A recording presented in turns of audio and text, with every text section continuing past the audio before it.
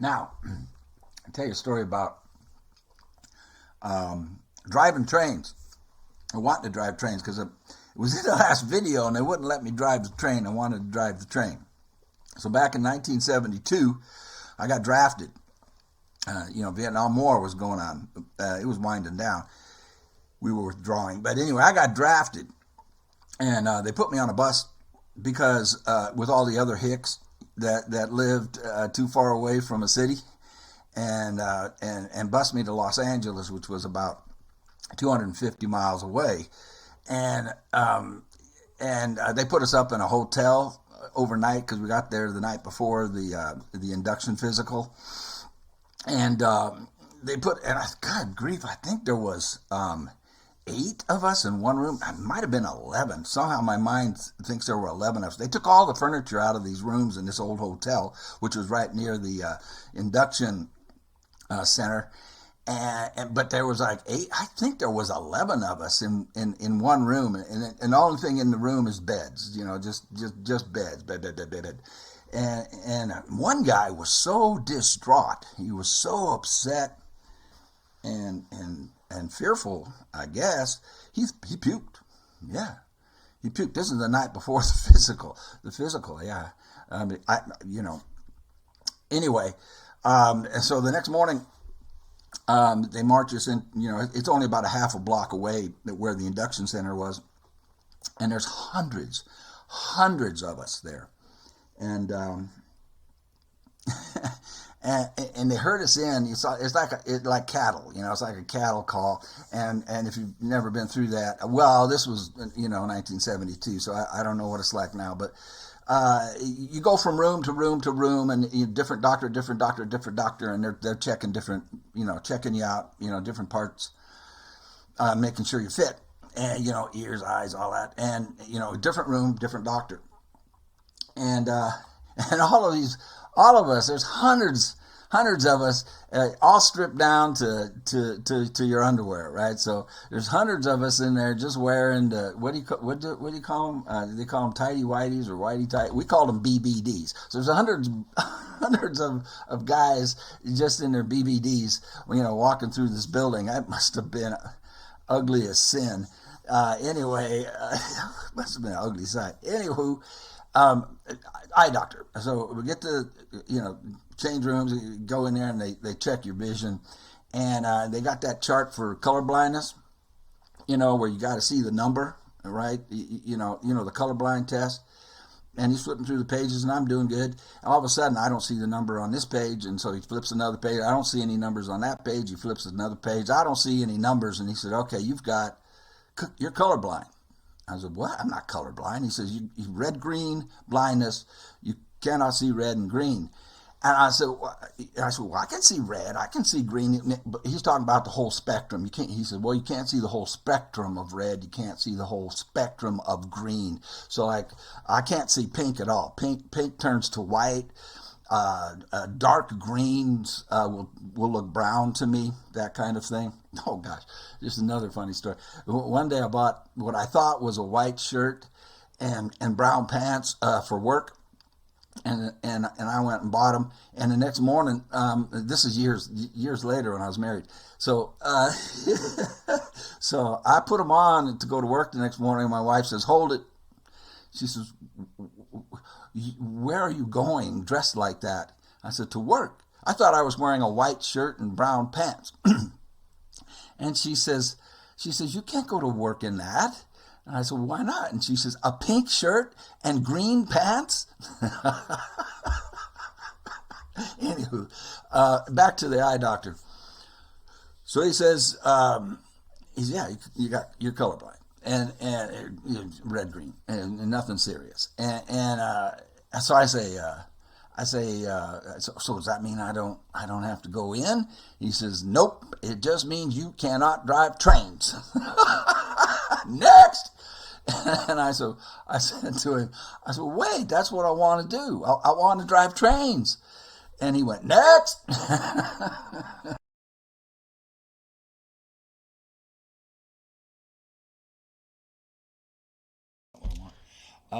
What kind of horse? I forgot what kind of horse they give me. Compendium. Challenges compendium. What's the challenge is all about? We'll find out. Horses. We have one. What did they give me? What did they start Arthur with? Oh yeah, Tennessee Walker. I remember. Not bad. I'm surprised that they didn't start him with a Morgan. Morgan is the horse that won the West. Morgan is the horse that was used to build this country. Morgan, I'm surprised they give him a Tennessee Walker. A Tennessee Walker comes from Morgan. So do quarter horses. Quarter horses come from Morgans. I had a Morgan. Well, Sassy. Sassy was half Morgan, half quarter horse. Just a fantastic breed. I'm not sure there is even a better mixed breed that you could have if you're a rancher or doing any wrangling or cowboying than a mixed Morgan and quarter horse. Now quarter horse, the reason I say it's the horse that built the country. Well, you know what I mean. It's a horse. It didn't build the country, but it was used because it's so it can do everything. A Morgan can do everything. It can pull. It is strong. It is strong and sturdy. It can pull. Plowing wagons, whatever. And it's what's the word? Nimble and quick and fast. So you can for riding. In most cases you don't want to ride a plow horse. You want to ride a riding horse like a Tennessee Walker, which came from the Morgan. I'm surprised they didn't start him on a Morgan. Sassy was a Morgan. I'll tell you something else about a Morgan. Oh gosh, I'm getting off track. You don't own a Morgan. You don't choose a Morgan. The Morgan chooses you. Sassy was half Morgan. I'll tell you a story real quick. Oh gosh, I don't want to do that. Yeah, okay, real quick. I don't want to take up time. As we're at a rodeo, I'll tell you what I mean by a Morgan owns you. So we're at a rodeo, and I'm making a fuss over this other horse. It was a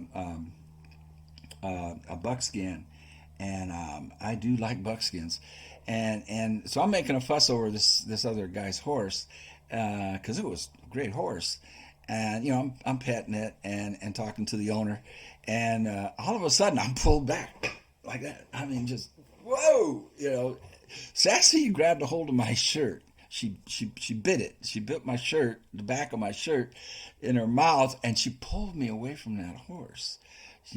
She's going, you're my man. You belong to me. You don't mess with other horses.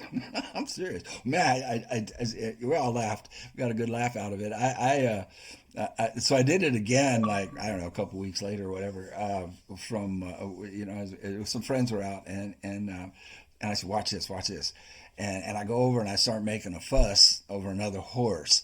And Sassy comes up behind me and she put her head down and she just pushed me.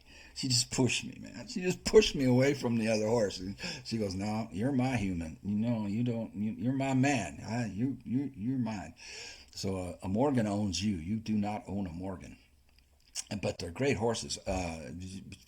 Even tempered. They're sweet tempered. Like I said, they're so strong, strong enough to do anything, and yet fast. We clocked Sassy at 40 miles an hour with me on her back, 200 pounds. I weighed 200 pounds then when I was in my 20s. I weigh 200 pounds now, but a 70-year-old 200 pounds is not the same as 20-year-old 200 pounds. It's not. Anyway, that's beside the point. At 40 miles an hour, we clocked her with me on her back, and she's just a great horse. And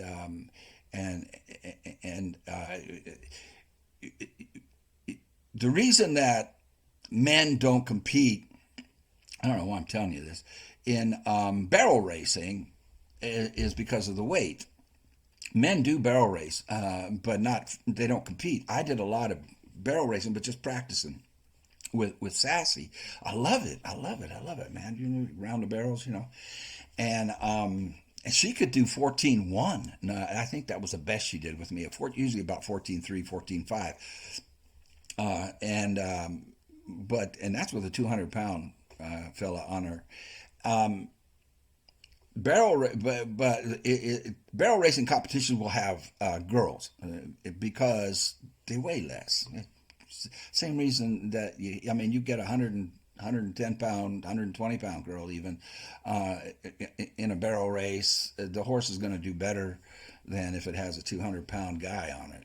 The same thing with with racing. That's why they have jockeys are small. You never saw 6'4" John Wayne in the Kentucky Derby. That's why. Okay, why am I talking like that? Anywho, all right, let's get back. Can I get back? And let's go check out the medicine situation here. Where is that?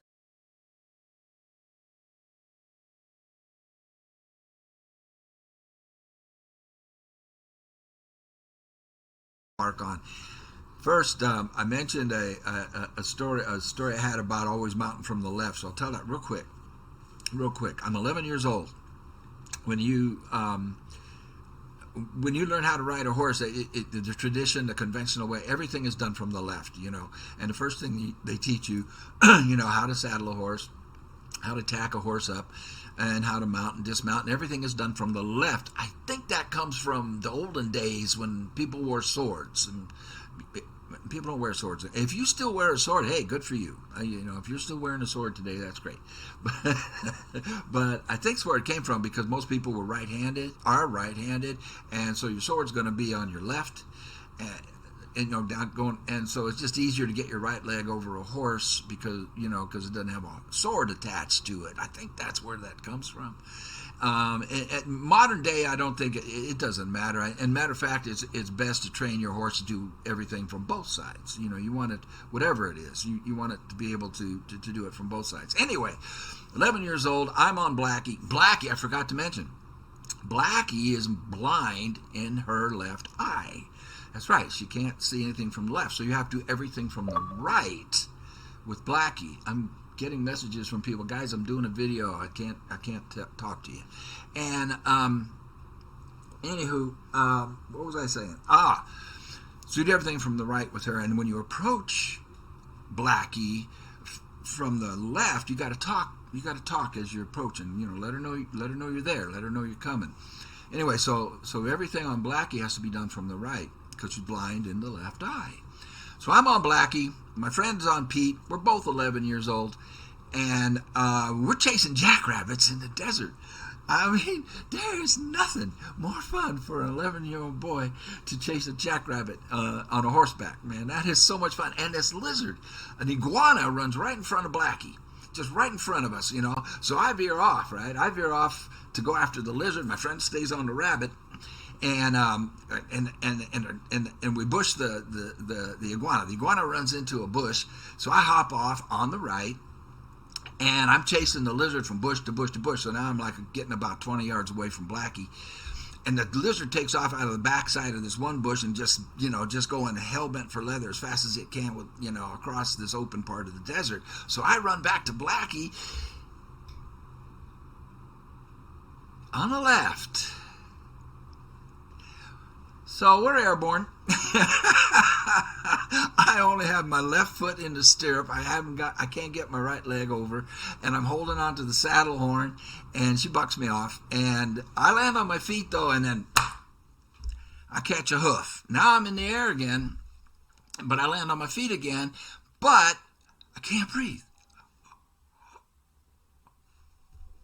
I can't make any noise.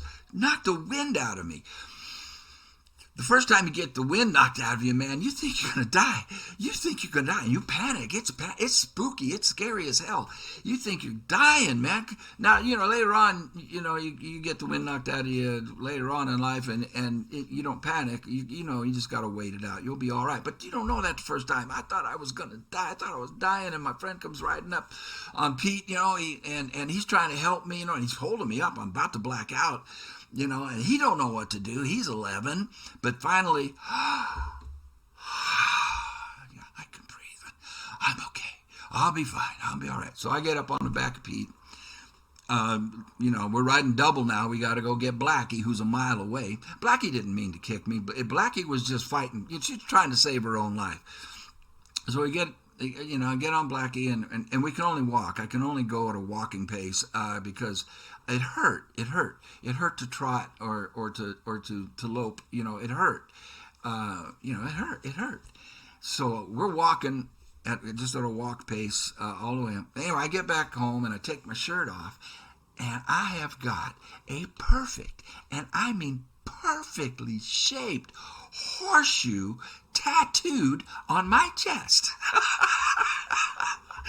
That's right. That's right. I have a black and blue horseshoe tattoo. Blackie tattooed me the hard way. Let's go get Arthur, man. Let's see what he's up to.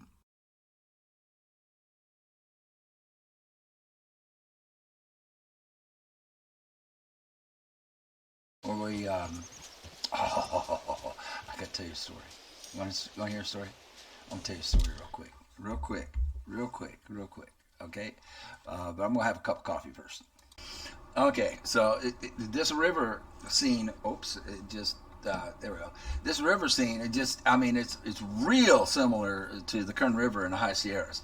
So I'm 19 years old in college, and we had been at a party all night long, and I had just gotten home to the men's dorm. There was a men's dorm and a women's dorm. They didn't have what do they call those? A co-ed, And my head had just hit the pillow, and it's morning. The sun is up. I mean, we partied all night. The party was for a cast party. I worked with the theater. And not on stage, backstage, building sets and rigging lights and running the lights, running the light board. Sometimes what they call a stage carpenter. Ross, who you're about to meet, was an actor. He was actually in the play, not me. And anyway, so there's this knock on the door. Now we get to Ross. Now, finish up what the party was about. The last performance of a play. This is in college. You strike the set, you tear it down, and everybody gathers. All the actors, crew, everybody, and you have a cast party. To celebrate hopefully it was a successful run of the play, and it went all night long. It was an all-nighter. Anyway, so knock on the door. I open the door and there's Ross.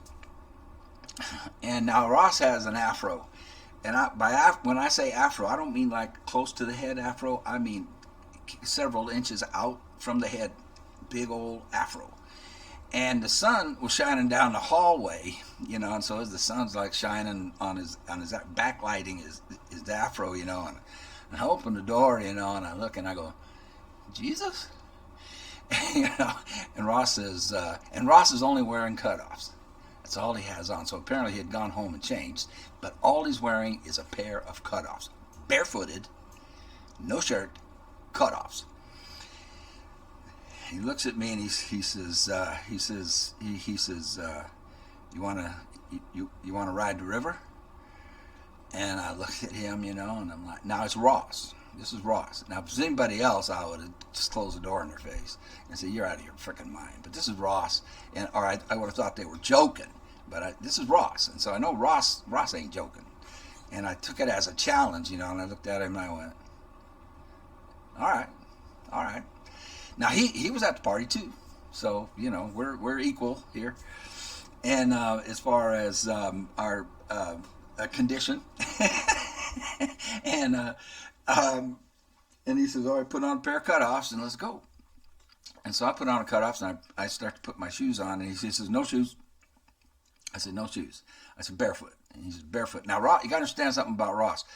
Ross had an affinity. He felt a very strong connection to the Native American Indian. If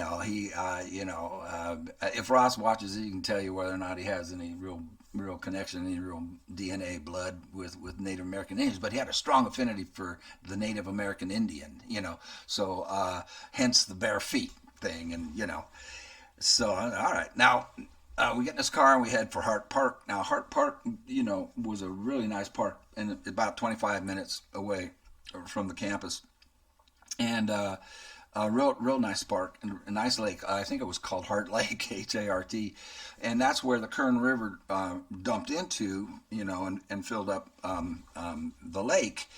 And we had done this before with a lot of people. We would get a bunch of us together and we would all meet at Hart Park, and have a picnic, whatnot. And we would bring inner tubes. And so there would be maybe 6 cars, full of kids, full of us.